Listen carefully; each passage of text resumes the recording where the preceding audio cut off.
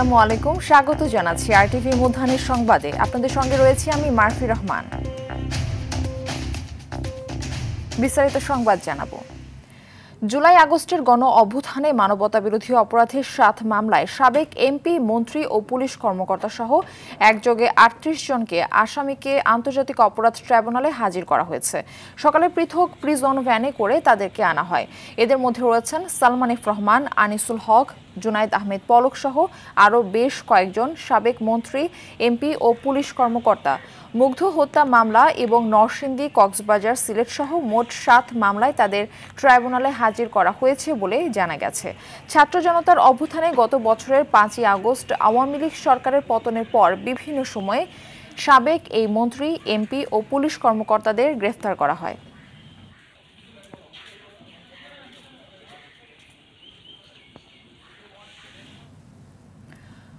সংসদে উচ্চকক্ষ নিয়ে নানা আলোচনা পর্যালোচনা চলছে। আগামী 2-3 দিনের মধ্যে সিদ্ধান্ত জানাবে কমিশন, এমনটাই মন্তব্য করেছেন কমিশনের সহসভাপতি ডক্টর আলী রিয়াজ।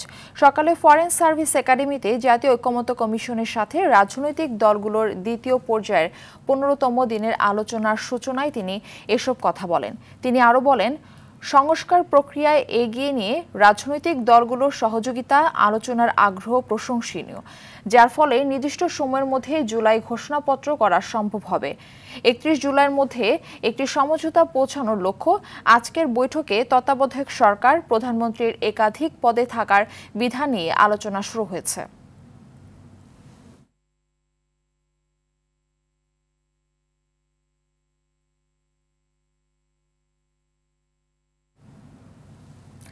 জুলাই গণ অভ্যুত্থানের বর্ষপূর্তি উপলক্ষে সারা দেশে পদযাত্রা করছে জাতীয় নাগরিক পার্টি এনসিপি। এর ধারাবাহিকতায় আজ রাঙামাটিতে পদযাত্রা, গণসংযোগ ও সমাবেশ করবেন দলের কেন্দ্রীয় নেতারা। বেলা 11টার পর চট্টগ্রাম থেকে রওনা দিয়ে দুপুরে রাঙামাটিতে পৌঁছানোর কথা রয়েছে তাদের। এরই মধ্যে সব প্রস্তুতি শেষ হয়েছে বলে জানান এনসিপির রাঙামাটি জেলার যুগ্ম সমন্বয়কারী মোহাম্মদ জাহিদুল ইসলাম। এদিকে রাঙামাটির কর্মসূচি শেষে পুনরায় চট্টগ্রাম ফিরবেন তারা। সেখানে পদযাত্রা ও বিকেলে নগরের বিপ্লব উদ্যানে সমাবেশ করবে এনসিপি। এই কর্মসূচি ঘিরে নিরাপত্তার চাদরে ঢেকে দেয়া হয়েছে গোটা এলাকা। সতর্ক অবস্থানে রয়েছে আইন শৃঙ্খলা বাহিনী।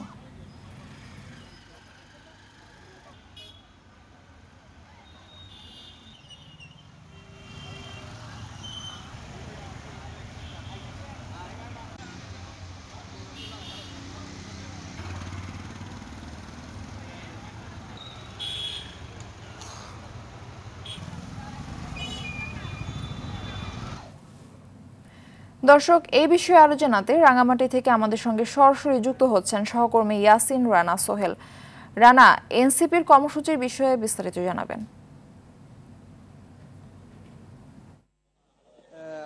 বেলা 11টার দিকে এনসিপির জাতীয় নেতৃবৃন্দ রাঙামাটি এসে পৌঁছানোর কথা থাকলেও তারা এখনো পর্যন্ত রাঙামাটি এসে পৌঁছাতে পারেনি। আমরা কথা বলেছিলাম রাঙামাটি জেলা নেতৃবৃন্দের সাথে, তারা জানিয়েছেন যে তারা এখন পথে রয়েছে, ঘন্টা দেড়েকের মধ্যে তারা রাঙামাটি এসে পৌঁছাবে। এখানে আজকে এনসিপির পদযাত্রাকে কেন্দ্র করে, পথসভাকে কেন্দ্র করে রাঙামাটি শহরে বিপুল পরিমাণ আইন শৃঙ্খলা বাহিনীর মোতায়েন করা হয়েছে। তারা মোড়ে মোড়ে অবস্থান নিয়েছে। কোনো ধরনের অপ্রীতিকর ঘটনা যাতে না ঘটে সেই জন্য আইন শৃঙ্খলা বাহিনী যথেষ্ট সতর্ক অবস্থানে রয়েছে। আমরা এনসিপি নেতৃবৃন্দের সাথে কথা বলেছিলাম, তারা জানিয়েছেন রাঙ্গামাটিতে তারা পৌঁছানোর পরে শহরের শিল্পকলা একাডেমি থেকে তারা পদযাত্রা শুরু করবেন। তারা পদযাত্রা শুরু করে বনরূপার সিএনজি স্টেশনে এসে তারা পথসভায় মিলিত হবে। এই পথসভা শেষে তারা আবার চট্টগ্রামে ফিরে যাবেন বলে এনসিপির রাঙ্গামাটি জেলা নেতৃবৃন্দ জানিয়েছেন। মারফি।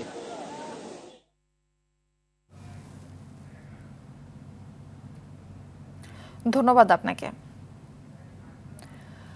গোপালগঞ্জে কারফিউ উঠিয়ে 144 ধারা জারি করা হয়েছে। টানা 3 দিনের কারফিউ ভোর 6টায় শেষ হয়েছে। তবে সকাল 8টা থেকে রাত 8টা পর্যন্ত জেলায় জারি করা হয়েছে 144 ধারা।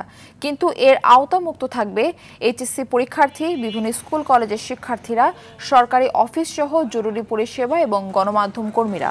গত 16ই জুলাই এনসিপির কর্মসূচিকে কেন্দ্র করে সহিংসতায় এখনও থমথমে পরিস্থিতি বিরাজ করছে জেলা জুড়ে।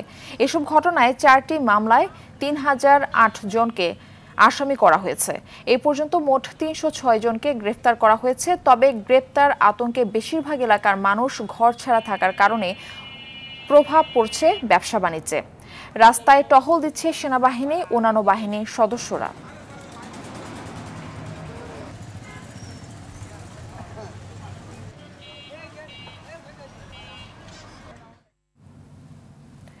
মেয়াদোত্তীর্ণ যানবাহন অপসারণে রাজধানীর বিভিন্ন স্পটে বিআরটিএ ভ্রাম্যমাণ আদালত পরিচালনা করছেন। এই মুহূর্তে ফার্মগেট আনন্দ সিনেমা হলের সামনে ভ্রাম্যমাণ আদালতের কার্যক্রম পরিদর্শন করছেন বিআরটিএর চেয়ারম্যান। সরাসরি আমরা চলে যাচ্ছি সেখানে। হাত জিতছি না যদি বলেন তাহলেও কিন্তু ভুল হবে।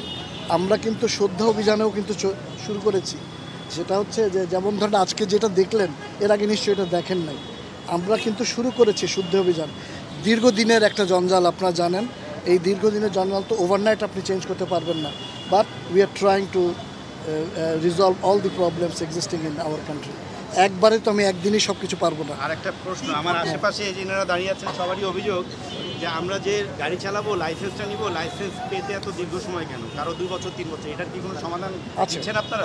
অবশ্যই আছে। সেটা হচ্ছে যে আপনারা নিশ্চয়ই জানেন যে এর আগে আমাদের লাইসেন্সিং আমাদের লাইসেন্স প্রিন্টের ক্ষেত্রে আমরা একটা ই লাইসেন্সের ক্ষেত্রে আমরা কার্যক্রম নিয়েছিলাম। এটা বিদেশে একটা অর্গানাইজেশনটা পেয়েছিল। তাদের মেয়াদ 28শে জুলাই শেষ হয়ে যাবে। We are working on it যাতে আমাদের এই কার্যক্রমটা এক্সপেডাইট হয়। আপনারা একটু খবর নিয়ে জানতে পারবেন, সেটা হবে। ইতিমধ্যে কিন্তু আমরা একটা নতুন জিনিস স্টার্ট করেছি, এটাও আপনারা খবর নিলে জানবেন। সেটা হচ্ছে যে আমাদের যে মালিকানা পরিবর্তনের যে বিষয়ে মানুষের একটা হয়রানি ছিল, সেটা কিন্তু আমরা ওয়ান স্টপ সার্ভিস অলরেডি এই মাসের 10 তারিখ থেকে চালু করে ফেলেছি। ফলে মানুষের হয়রানি কিন্তু কমা শুরু করেছে। আমি আবারও বলছি যে একদিনে তো সব কিছু সম্ভব না, but we have initiated the process. এবং আমি বিশ্বাস করি অদূর ভবিষ্যতে আমাদের যে প্রবলেমগুলো আছে ওগুলো সকলের সহযোগিতা নিয়ে আমরা এই অভিযানটা কতদিন পর্যন্ত চলবে? এটা কিন্তু চলমান প্রক্রিয়া। এটা কিন্তু অবশ্যই সেই অভিযান আমরা করব, সেটাও আমরা করব। আমরা আমাদের we have made our own plan of action, যেটা আপনাদের সাথে আমরা শেয়ার করছি না। অবশ্যই আপনারা যেগুলো বলছেন সেগুলো আমাদের প্ল্যান অফ অ্যাকশনের একটা পার্ট। না, এটাও বলছি যে শুধুমাত্র এখন বাসগুলো বলছি এই কারণে, বিকজ এখানে আমরা দেখেছি আমাদের নিবন্ধিত যে বাসের সংখ্যা, সেই সংখ্যার চেয়ে কিন্তু আসলে রিয়েলিটি হচ্ছে অনেক বেশি বাস চলছে এবং অনেক আছে। সেগুলোকে আমরা আইডেন্টিফাই করার চেষ্টা করছি। দর্শক, বিআরটিএর ভ্রাম্যমাণ আদালত পরিচালনার অংশ বিশেষ দেখছিলেন। রাজধানীর মিরপুর 12 নম্বরে বিকল্প পরিবহনের একটি বাসে আগুন দিয়েছে দুর্বৃত্তরা। শনিবার রাত 8টার দিকে সিরামিক রোডে এই ঘটনা ঘটে। তবে এতে কেউ হতাহত হয়নি। পুলিশ ও স্থানীয়রা জানায়, রাস্তার পাশে দাঁড়িয়ে থাকা বাসটিতে আগুন দিয়ে দুর্বৃত্তরা পালিয়ে যায়। খবর পেয়ে ফায়ার সার্ভিস দ্রুত এসে আগুন নিয়ন্ত্রণে আনে। নাশকতার উদ্দেশ্যে বাসে আগুন দেওয়া হয়েছে বলে প্রাথমিকভাবে জানিয়েছে পল্লবী থানা পুলিশ। এই ঘটনায় জড়িতদের বিরুদ্ধে কঠোর ব্যবস্থা নেওয়ার কথাও জানায় তারা।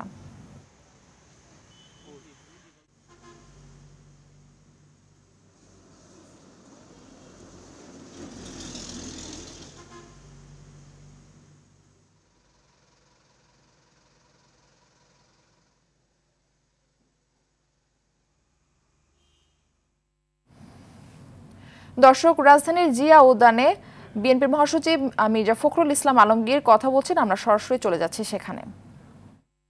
নাগরিক আমরা 1971 সালে যুদ্ধ করেছিলাম একটা স্বাধীন দেশের জন্য। সেই দেশের পুলিশ প্রশাসন যারা আমার রাষ্ট্রের নিরাপত্তা রক্ষার জন্য দায়িত্ব পালন করে, যাদের বেতন আসে আমাদের প্রত্যেকের ট্যাক্সের টাকা থেকে, তারা আজকে আমার ছেলেকে হত্যা করছে, পুড়িয়ে মারছে। কি নির্মম নৃশংস অমানবিক! এই জন্যই হাসিনাকে কোনোদিন ক্ষমা করা যাবে না। হাসিনা হচ্ছে মানব জাতির একটা কলঙ্ক। হাসিনা হচ্ছে মায়েদের একটা কলঙ্ক। আমাদেরকে প্রথম কাজ হচ্ছে এদের বিচার। দ্বিতীয় কাজ হচ্ছে এই পরিবারগুলো, ওই যে মা যে তার ছেলেকে দেখে স্বপ্ন দেখেছিল যে তার দুঃখ দূর হবে, সেই পরিবারগুলোর পুনর্বাসনের ব্যবস্থা করা, আর যারা আহত হয়ে আছে, যারা চোখ হারিয়েছে, তাদের পুনর্বাসনের ব্যবস্থা করা। এটা না হলে ভবিষ্যৎ এবং জাতি আমাদের ক্ষমা করবে না। তাই আজকে আমি গতকালও প্রস্তাব করেছি, আজকেও প্রস্তাব করেছি, নির্বাচন হবে, নির্বাচনে কে দায়িত্ব পাবে সেটা পরের কথা। আমরা আমাদের দলের পক্ষ থেকে আমি আজকেই আমি ভারপ্রাপ্ত চেয়ারম্যান মহোদয়কে বলবো যে আমরা দলের পক্ষ থেকে একটা ফান্ড রেইজ করবো। সেই ফান্ডে আমরা এই সমস্ত পরিবারগুলোকে আমাদের পক্ষে যতটুকু সম্ভব আমরা সহযোগিতা করবো। ইতিমধ্যে দর্শক, এতক্ষণ বিএনপি মহাসচিব মির্জা ফখরুল ইসলাম আলমগীরের বক্তব্যের অংশ বিশেষ দেখছিলেন। সংসদে উচ্চকক্ষ নিয়ে নানা আলোচনা পর্যালোচনা চলছে। আগামী 2-3 দিনের মধ্যে সিদ্ধান্ত জানাবে কমিশন, এমনটাই মন্তব্য করেছেন কমিশনের সহসভাপতি ডক্টর আলী রিয়াজ। দর্শক, এই মুহূর্তে ফরেন সার্ভিস একাডেমিতে রয়েছেন সহকর্মী জাহিদ রহমান, তিনি সরাসরি আমাদের সঙ্গে যুক্ত হচ্ছেন। জাহিদ, কমিশনের বৈঠকের সর্বশেষ কি কি তথ্য আছে আমাদের জানাবেন। মারফি,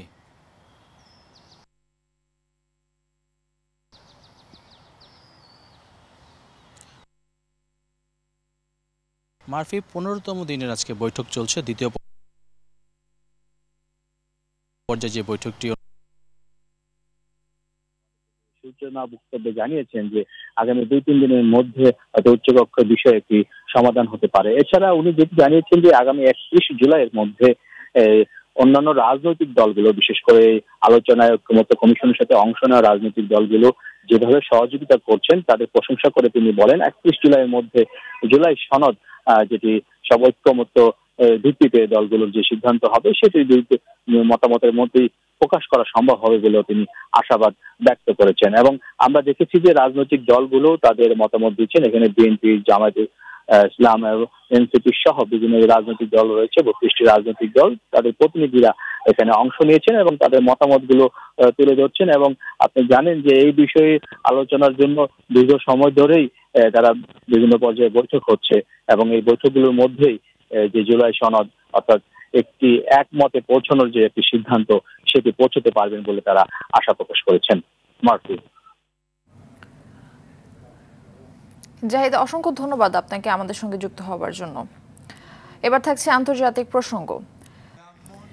ঘরের মাঠে পাকিস্তানের বিপক্ষে কঠিন চ্যালেঞ্জ নিতে প্রস্তুত বাংলাদেশ। লঙ্কানদের বিপক্ষে টি-20 সিরিজ জয়ের পর দল অনুপ্রেরণা পেলেও সে অর্জনকে অতীত বলছেন টাইগারদের টি-20 ক্যাপ্টেন লিটন দাস।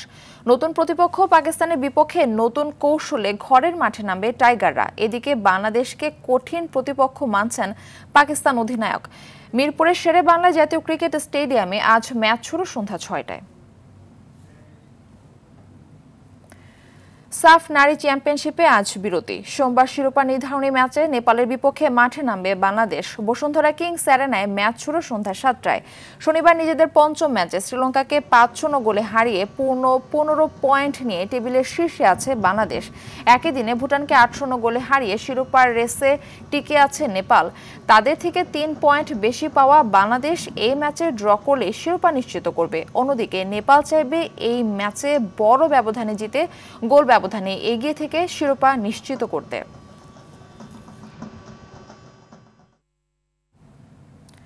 মধ্যাহ্নের সংবাদ এ পর্যন্তই। দুপুরের সংবাদ 1:45টায় দেখার আমন্ত্রণ রইল। ধন্যবাদ সবাইকে।